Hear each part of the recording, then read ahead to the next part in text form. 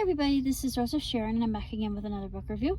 I just read Sea of Tranquility, written by Emily St. John Mandel.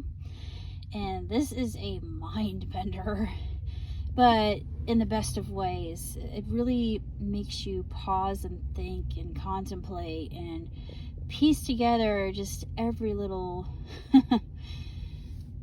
connection, which is so intriguing because when it comes right down to it, life is all about connections.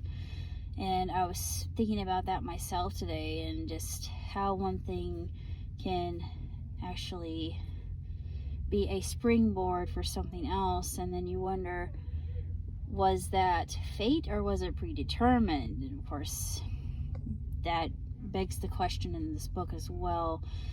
But it's a fish out of water, sci-fi, steampunk, futuristic humdinger of a real novel here, because it was way too short. It was like letting a good friend leave after a warm cup of hot cocoa. It was that good, and I did not want it to end. And once it was over, I just felt like I should be lamenting. But this was absolutely spectacularly written. It was just so breathtaking, and I was just completely transfixed throughout. I could not put this book down, but I may just reread it because of how well it segues from one thing into the next, and it has a very conversational tone that draws you in, and you can't help yourself. You want to know more. And that is the mark of a great author, or authoress in this case. And I'm going to take her lead in something I'm writing currently called Fistful of Bacon. And Fistful of Bacon itself was inspired by Fistful of Dollars, of course. And it's tongue-in-cheek, and there's also a little bit of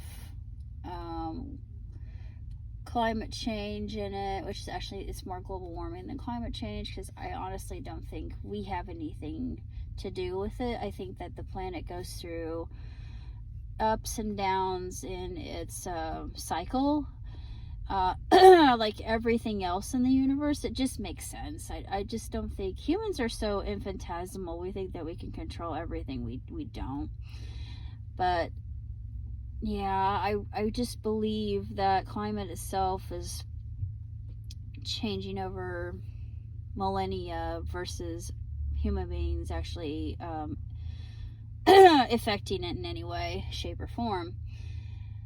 That being said, it's actually very enjoyable to write something futuristic yet also Western, because you can see there's a lot of gadgets involved in this particular story I'm writing, and such as is in Sea of Tranquility, which is just remarkable. And I do believe that Emily is onto something here, because a lot of what she's speaking of, I'm thinking, is already in development.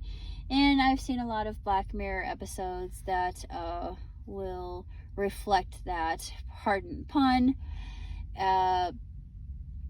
But beyond that, I really can't say that much else, other than I was utterly mesmerized, which with each page that I'm gonna sneeze, I think.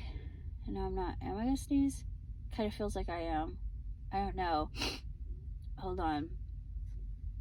False alarm, folks. Anyway, it just reads so seamlessly, flowing from one particular tale to the next, and it's not just one tale. And how they interconnect is just, it's brilliant. It really is. There's so much brilliance and creativity and genius involved in this novel. And like I said, when it was over, I thought, oh, do you have to go? Please stay. Stay a little longer. But it was the end, and you're led to make your own conclusion. So I have to applaud Miss Mandel.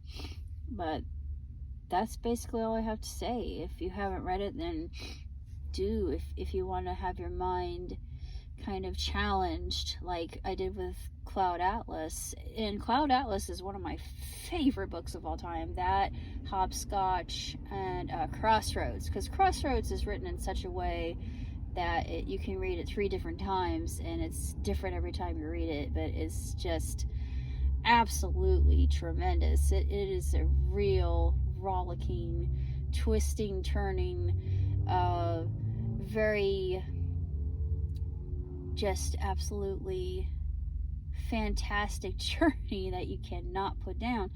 And Crossings is actually longer than this, and it reminded me of Crossings. Actually, it reminded me of Crossings, and it reminded me of Hopscotch. But Crossings and Hopscotch are completely different novels from this. This is more sort of like dark. I was thinking of the TV series Dark. This is so much like Dark, although Dark is different, and I won't give anything away if you haven't seen Dark. So yeah, read this, watch Dark, and you'll see so many similarities. But Sea of Tranquility stands out on its own just because it's unique, and it's a story that just, it takes you by surprise. It takes your breath away. And I can't say that much else about it, although at some point in time I'm probably going to read it again because I absolutely loved it. So I'm glad that I was able to get it when I did, because it was on my recommended list. And it was just, I thought, I read the synopsis. I thought, oh, this is up my alley. This is my cup of tea. So that's all I got to say about Sea of Tranquility. Till next time. Live on, prosper. Ciao, Titi.